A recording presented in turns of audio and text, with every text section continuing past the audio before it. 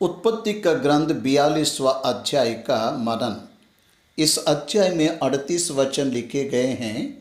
यह 38 वचन में जो सारांश है वह यह है कि याकूब ने अपने पुत्रों को बुलाया और उनसे कहा, मैंने सुना है कि मिस्र में अन्न है, इसलिए तुम लोग वहाँ जाकर हमारे लिए अन्न मोल ले आओ। उसने उन्हें भेजा। वे 10 पुत्र मिस्र देश में आए। इसकी जानकारी पहले के 6 वचन में है। उसके बाद 6वें वचन से 10वें वचन तक के भाग में ये भाई लोग यूसुफ से मिले, उससे मिलकर उसे दंडवत किए। यूसुफ को उन्होंने नहीं पहचाना, लेकिन यूसुफ ने उन्हें पहचान लिया। उन पर यूसुफ ने देश के बेदिए होने का आरोप लगाया। तब उन्होंने कहा, हम देश के बेदिए नहीं हैं, हम कनान देश के याकूब के संतान हैं। एक तो गया और एक हमारे पिता के पास है। उस पर यूसुफ ने उनसे कहा, तुम में से एक जाकर उस बच्चे को ले आओ, नहीं तो मैं तुम्हें नहीं छोड़ूंगा। उन्हें बंदी गृह में डाला। 10वें वचन से 17वें वचन तक के भाग में देखते हैं। 3 दिन बंदी गृह में रहने के बाद 18वें वचन से 25वें वचन तक देखने पर तीसरे दिन यूसुफ ने उसके भाइयों को बाहर बुलाया और उनसे कहा, एक व्यक्ति यहाँ बंदी गृह में बंधुआ रहे और तुम अपने घरवालों की भूख मिटाने के लिए अन्न ले जाओ और अपने छोटे भाई को मेरे पास ले आओ। तब तक यह मेरे पास बंदी बना रहेगा। उन्हें जाने के लिए कहा। तब रूबेन बहुत दुखी हुआ। उसने कहा, निस्संदेह हम अपने भाई के विषय में दोषी है, क्योंकि जब उसने हमसे गिड़गिड़ा कर विनती की, तब भी हमने यह देखकर कि उसका जीवन कैसे संकट में पड़ा है, उसके ना सुनी। इस कारण हम भी अब इस संकट में पड़े हैं। लेकिन यूसुफ ने शिमोन को बंदी बनाकर अपने पास रख लिया। तब यूसुफ ने आज्ञा दी कि उनके बोर अन्न से भरो और एक एक जन के बोरे में उसके रुपयों को भी रख दो। फिर उनके मार्ग के लिए भोजन वस्तु दो। उनके रुपयों को उसने वापस कर दिया। उसका खर्चा यूसुफ ने अपने अकाउंट से भरा। अब 26 वचन से 28 वचन तक देखने पर सराय में जब एक ने अपने गधे को चारा देने के लिए अपना बोरा खोला, तब उसका रुपया बोरे के मुंह पर रखा हुआ दिखलाई पड़ा। तब उसने अपने भाइयों से कहा, परमेश्वर ने यह समझ हमसे क्या किया है। अब 29वें वचन से 34वें वचन तक देखने पर तब वे कनान देश में अपने पिता याकूब के पास आए और अपना सारा वृत्तांत उसे सुनाया। स्वामी ने कहा, तुम अपने में से एक को मेरे पास छोड़कर अपने घरवालों को भूख मिटाने के लिए कुछ ले जाओ और अपने छोटे भाई को मेरे पास ले आओ। तब मुझे विश्वास हो जाएगा कि तुम बेदिए नहीं हो, सीधे लोग हो। फिर मैं तुम्हारे भाई को तुम्हें सौंप दूंगा और तुम इस देश में लेन देन कर सकोगे। 35वें वचन से 38वां वचन तक के भाग में वे अपने अपने बोरे से अन्न निकालने लगे। तब क्या देखा कि एक एक जन के रुपयों की तैली उसी के बोरे में रखी है। तब रुपयों की तैलियों को देखकर वे और उनका पिता बहुत डर गया। वह नहीं जानते थे कि यूसुफ ने उनको मुफ्त में अन्न को दिया, यह उन्हें नहीं पता था। इसलिए जब वह दोबारा जाए तब दुगना उनको रुपए देकर मोल लेने का उन्होंने ठान लिया। तब उनके पिता याकूब ने उनसे कहा, मुझको तुमने निर्वश कर दिया। देखो, यूसुफ नहीं रहा और शिमोन भी नहीं आया, और अब तुम बिन्यामीन को भी ले जाना चाहते हो। मैं बिल्कुल नहीं भेजूंगा। ऐसा उसने कहा। रूबेन ने अपने पिता से कहा, यदि मैं उसको तेरे पास ना लाऊं तो मेरे दोनों पुत्रों को मार डालना। तू उसको मेरे हाथ में सौंप दो, मैं उसे तेरे पास फिर पहुंचा दूंगा। उसने कहा, मेरे पुत्र तुम्हारे संग ना जाएगा, क्योंकि मेरे और राहेल के द्वारा जन्म लिए हुए बच्चों में से ये एक ही बचा हुआ है। इसका भाई मर गया, मैं इसको नहीं को सकूँगा। मैं उस बुढ़ापे की अवस्था में शोक के साथ अधोलोक में उतरना नहीं चाहता। इस तरह 42वां अध्याय में यह जानकारी हमें लिखी हुई मिलती है। वचन का मनन करेंगे। उत्पत्ति का ग्रंथ 42वां अध्याय पहला वचन से पढ़ेंगे। जब याकूब ने सुना मिस्र में अन्न है, तब मिस्र देश में भारी अकाल पड़ा। सारी पृथ्वी भर में वह भारी अकाल फैल गया। अकाल में आहार ना रहने पर प्रजा भूख से मर जाते हैं, दुखी होते हैं। याकूब को तब तक 66 पुत्र और पोते थे और उसको मिलाकर 67। उसके पोते दुखी हो रहे हैं, भूख से वह पीड़ा में रह रहे हैं। उसके दास और दासियां दुखी हो रहे हैं। याकूब का मन व्याकुल हो गया। उसने इंक्वायर किया, कहा, अन्न मिलेगा, मिस्र में अन्न है। उसने ये जान लिया। तब उसने अपने पुत्रों से कहा, तुम एक दूसरे का मुंह क्यों देख रहे हो? याकूब अपने पुत्रों से कह रहा है, तुम एक दूसरे का मुंह क्यों देख रहे हो? मिस्र में अन्न है। देखो, मैंने सुना है कि मिस्र में अन्न है, इसलिए तुम लोग वहाँ जाकर हमारे लिए अन्न मोल ले आओ, जिससे हम ना मरे वरन जीवित रहें। The responsibility of the Elder of the family. परिवार के मुखिया को परिवार के हर एक सदस्य की जरूरत को पूरा करे, ऐसा उसके व्यवहार को उसे रखना चाहिए। वही यहाँ पर याकूब कर रहे हैं। वास्तव में उनके पितरों को मिस्र में जाने की अनुमति नहीं दी गई। अब्राहम अकाल पड़ने के कारण मिस्र में जाकर किस तरह नष्ट को पाया, यह वह लोग जानते थे। इसहाक को परमेश्वर ने मिस्र में ना जाने की चेतावनी दिया, ये बात वह लोग जानते थे। मिस्र देश उनके लिए निर्दोष किया हुआ देश है, ऐसे वे लोग सोचते थे। उन लोगों को मिस्र में जाकर आहार लेने की परिस्थिति आ गई।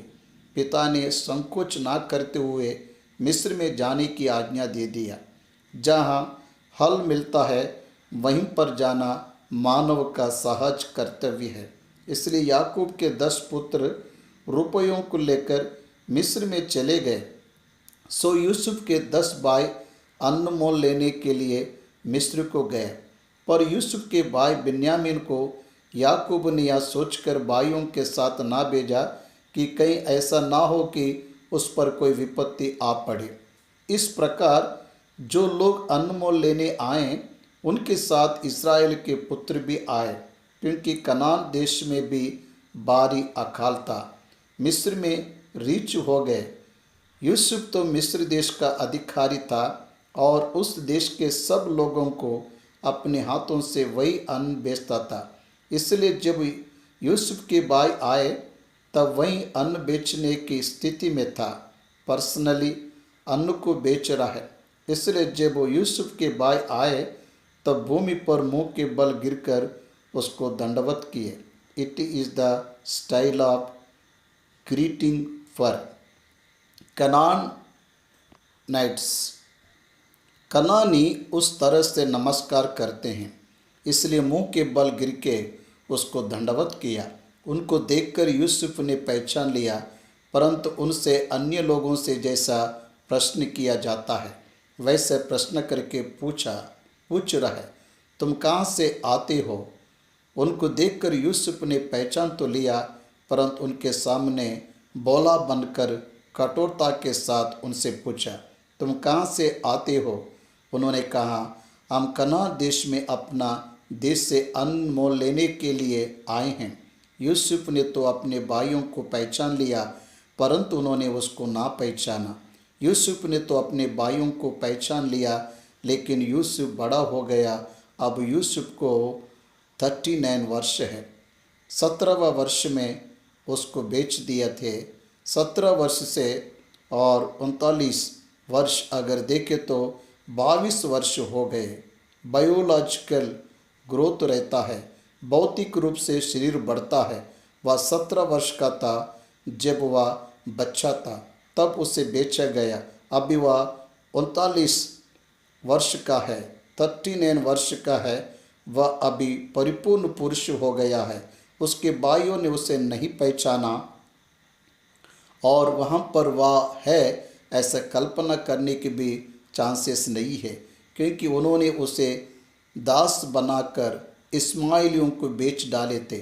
यूसुफ के भाइयों ने उसे बेच दिया, इसलिए उसे पहचानने का कोई भी चांस नहीं है।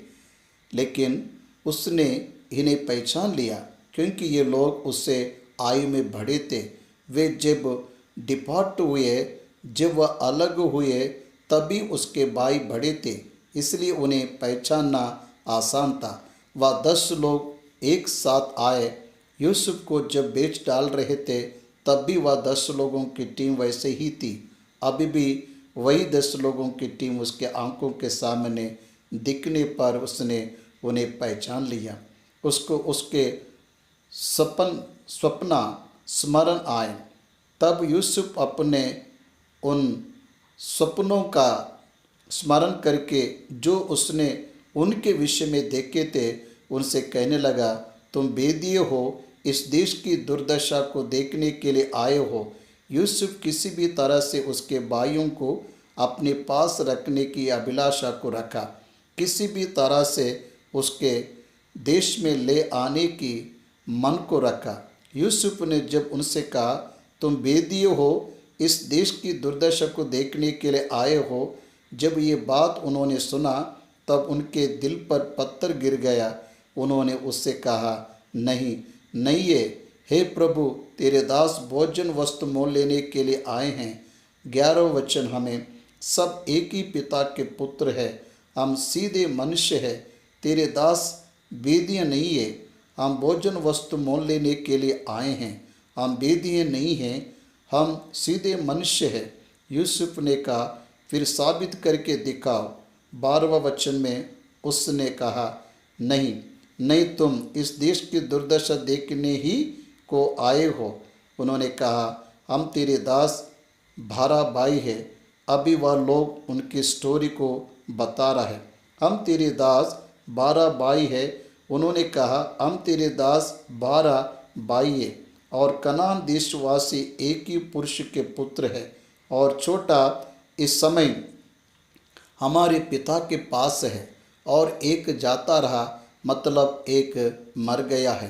तब यूसुफ ने उनसे कहा, मैंने तो तुमसे कह दिया कि तुम बेदिए हो, सो इस रीति से तुम परखे जाओगे।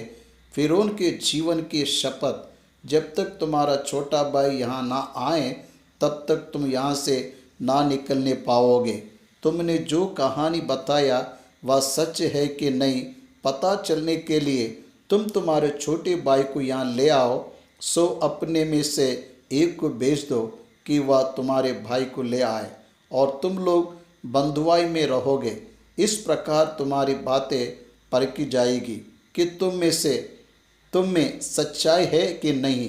यदि सच्चे ना ठहरे, तब तो फिरौन के जीवन की शपथ तुम निश्चय ही बेदिया समझे जाएंगे। तब उसने उनको 3 दिन तक बंदी गृह में रखा। यूसुफ जानता था उसके भाइयों ने जो कहा वह सत्य है, फिर भी उन्हें बेदियों बताते हुए उसने उन्हें बंदी गृह में डाला। 3 दिन बीत गए। 3 दिन होने के बाद 18वां वचन में देखने पर तीसरे दिन यूसुफ ने उनसे कहा, एक काम करो, तब जीवित रहोगे, क्योंकि मैं परमेश्वर का भय मानता हूँ। यदि तुम सीधे मनुष्य हो तो तुम सब भाइयों में से एक जन इस बंदीगृह में बंधुआ रहे। देखिए, पहले उसने क्या कहा था, तुम में से एक जन जाओ, बाकी सब बंदीगृह में रहो। अब क्या कह रहा है, तुम सब भाइयों में से एक जन इस बंदीगृह में बंदी रहो और बाकी सब लोग घर चले जाओ। ये 10 भाई एक को कोना भी नहीं चाहते थे। भाई एक को खोना भी नहीं चाहते थे, फिर भी ऐसी परिस्थिति आ गई। अपने छोटे भाई को मेरे पास ले आओ, इस प्रकार तुम्हारी बातें सच्ची ठहरेगी और तुम मार डाले ना जाओगे। तब उन्होंने वैसे ही किया। परिवार में अकाल जाने के लिए, भोजन वस्तुएं ले जाने के लिए अनुमति दिया। तब उन्होंने आपस में कहा, रूबेन ने कहा, निस्संदेह हम अपने भाई के विषय में दोषी है, इस कारण हम भी अब इस संकट में पड़े हैं। इब्रानी भाषा में बात कर रहे हैं। मिस्री की भाषा अलग है और कनान की भाषा अलग है। कनान देश में ये लोग इब्रानी भाषा में बात कर रहे थे। वास्तव में वे लोग जब बात कर रहे थे, यूसुफ को 2 भाषा आते थे। वह 2 भाषाओं में बात कर सकता था, इसलिए उसे समझ आ रहा था वे लोग क्या बात कर रहे हैं। उसके सामने रहने वाले स्वामी को उनकी भाषा नहीं पता, इसलिए उन्हें ऐसा लग रहा था वे उनकी भाषा में बात कर रहे हैं। लेकिन यूसुफ उसका भाई है, उसे उनकी भाषा पता है, उन्हें नहीं पता था। वे लोग आपस में बात कर रहे थे। जब उसने हमसे गिड़गिड़ा कर विनती की, तब भी हमने यह देखकर कि उसका जीवन कैसे संकट में पड़ा है, उसके ना सुने। इसलिए ऐसा न्याय को आज हम लोग पा रहे हैं। हम में से एक बंद होने वाला है, ऐसा एक में से एक बात करते हुए दुखी हो रहे हैं। रूबेन ने उनसे कहा, क्या मैंने तुमसे ना कहा था कि लड़के के अपराधी मत बनो, परंतु तुमने ना सुना। देखो अब उसके लहू का पलटा दिया जाता है। यह बातें जब यूसुफ ने सुना तब वह समझ गया भाई लोग पश्चाताप कर रहे हैं, और वह दोनों भाषाओं को जानता था।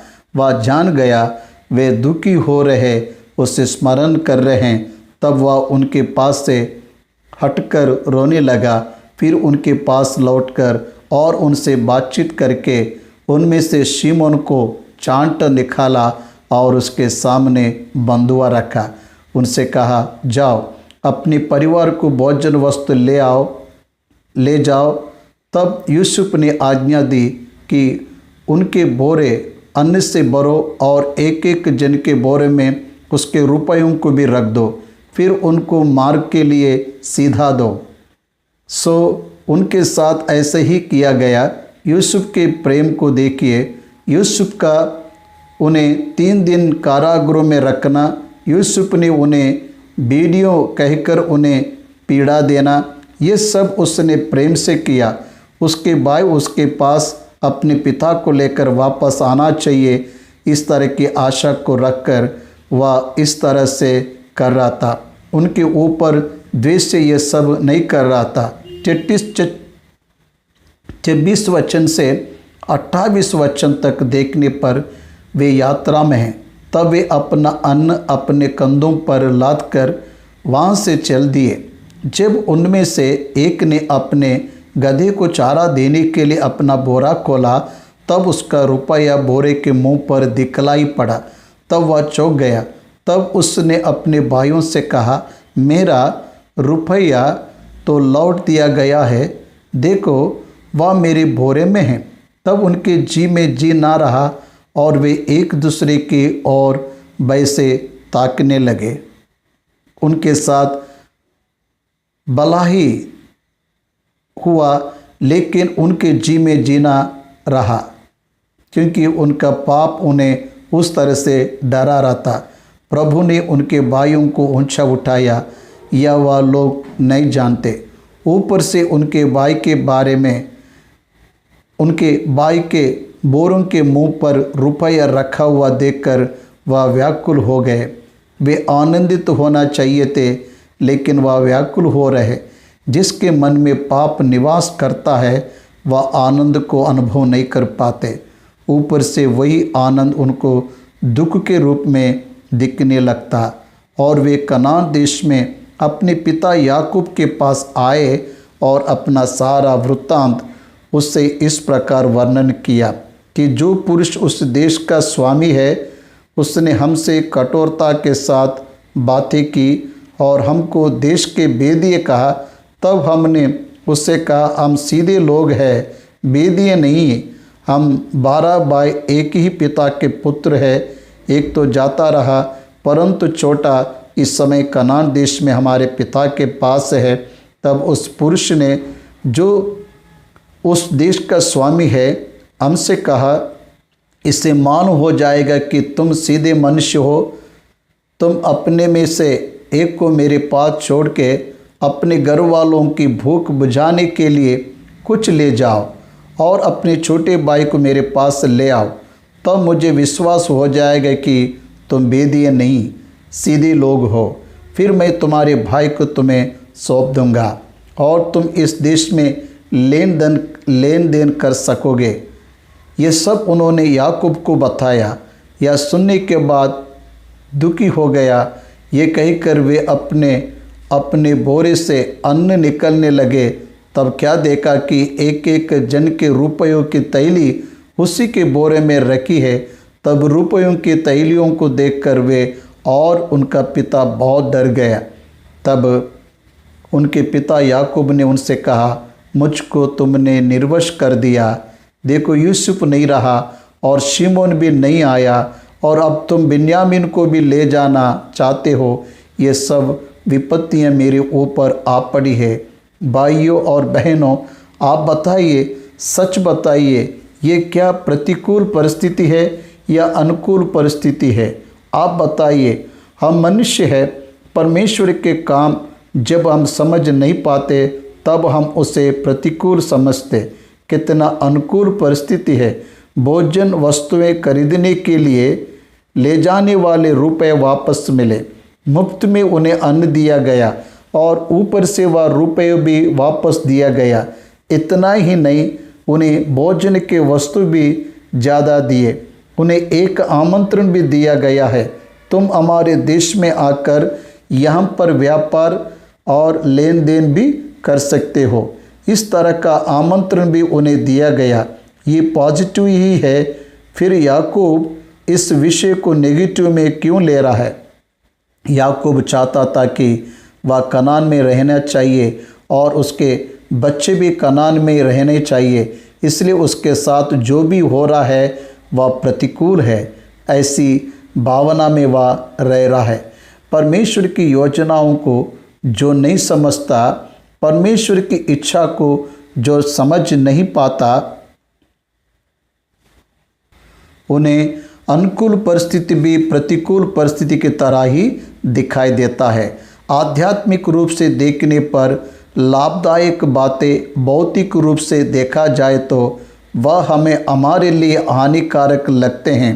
इसलिए यिर्मयाह 29:11 में यिर्मयाह ने लिखा है, जो कल्पनाएं मैं तुम्हारे विषय में करता हूँ उन्हें मैं जानता हूँ। वे हानि की नहीं वरन कुशल ही की है, और अंत में तुम्हारी आशा पूरी करूँगा। कौन सी बात कुशल की है? यरूशलेम शहर को छोड़कर, भवन को छोड़कर बाबुल के देश में जाना कुशल की बात है। लेकिन परमेश्वर कह रहा है, भलाई के लिए ही मैंने उस योजना को बनाया हूँ, हानि के लिए उसे नहीं बनाया हूँ, ऐसा कह रहा है। उस तरह से ही हुआ। उन 70 वर्षों में वे इतना बाबुल देश में अभिवृद्धि को पाए कि परमेश्वर स्वयं उन्हें वापस आने के लिए कहा। तो उनमें से आधे लोग ही वापस आए, बाकी सब लोग वहीं पर ही सेटल हो गए। एस्तेर भी उस तरह से सेटल होने वालों में से एक है। इसलिए परमेश्वर की इच्छा को ना जानने पर ही हम डर जाते हैं और हर एक परिस्थिति हमारे विपरीत में है ऐसा विवाद करने लगते हैं। सेवकाई में भी ऐसा ही है। हम परिस्थिति विपरीत है ऐसा सोचते हैं, लेकिन वही अनुकूल है ये हमें समझ में नहीं आ रहा है। याकूब भी उसी तरह से कह रहा है, मुझे निर्वश करना चाहते हो। यह बात सच है कि परमेश्वर उसे निर्वश करना चाहता है या 12 पुत्रों को उसके हाथ में देना चाहता है। या क्या होने से अगर बिन्यामीन वहाँ जाएगा तो बिन्यामीन अगर यूसुफ से मिलने के लिए जाएगा तो शिमोन चला गया, यूसुफ मर गया, बिन्यामीन को भी मैं नहीं देखूंगा, उसे भी वापस नहीं आने देंगे, मैं निर्वश हो जाऊंगा, ऐसे क्यों कह रहा है? सच को जानना हमसे होता नहीं। हम मनुष्य है, इसलिए परमेश्वर के किए जाने वाले कार्य हमें समझ नहीं आते हैं। यूहन्ना सुसमाचार 2 अध्याय में दाखरस खत्म होने के बाद माता मरियम वहाँ व्याकुल हो गई। प्रभु के पास आकर सहायता करने के लिए विनती की। पानी को दाखरस बनाकर पहला अद्भुत कार्य वहाँ करेगा या वहाँ नहीं जानती थी। किसी भी तरह से सहायता करने के लिए विनती कर रही है। इसलिए परमेश्वर हमारे जीवन में जो योजना को रखता है वह हमारे लाभ के लिए ही है, हानि के लिए नहीं है। ये जब हम जान जाएंगे तब हानि लगने पर भी आगे बढ़ सकते हैं। हानि है ऐसा लगेगा, नष्ट है ऐसा लगेगा, फिर भी आगे बढ़ते जाएंगे। उस नष्ट से ही परमेश्वर अत्यधिक लाभ में ले चलेगा, उस कष्ट में से ही आशीषों में ले जाएगा। इस सच्चाई को हम में से कितने लोग जानते हैं? प्रतिकूल में दिखने वाले परिस्थितियां हैं ऐसा वह देख रहा है, लेकिन वह अनुकूल परिस्थिति है, इस भावना में नहीं जा पा रहा है, उस मैच्योरिटी में नहीं जा पा रहा है। उस तरह यब्बे को नदी के पास ही उसका भाई उसे मारने के लिए आ रहा ऐसा याकूब ने सोचा, लेकिन उसको गले लगाने के लिए आ रहा है ऐसा नहीं सोचा। प्रतिकूल वही भावना मनुष्य ऐसे ही होते हैं। कोई भी छोटी प्रतिकूल परिस्थिति लगने पर भी, कोई भी छोटा सा कष्ट आने पर, अहो परमेश्वर मेरे प्रतिकूल में यह सब कह रहा है ऐसा सोचने लगते हैं। हमारे अनुकूल में परिस्थितियों को बदलने की प्रक्रिया में यह सब हो रहा है ऐसा कितने लोग सोचते हैं। इसलिए पैराडाइम शिफ्ट आना चाहिए। पैराडाइम शिफ्ट का मतलब है बाएं जाने वाला दाएं जाना, दाएं जाने वाला बाएं जाना। पूरी तरह से बदलाव आना चाहिए। तुम्हारी सोच में बदलाव आना चाहिए।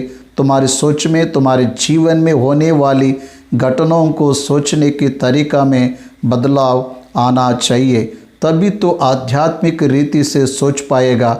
हम सबको भी आर्थिक समस्या है, इसलिए आर्थिक परिस्थितियों को देखकर व्याकुल होकर, चिंतित होकर गिर जाओगे तो क्या लाभ होगा?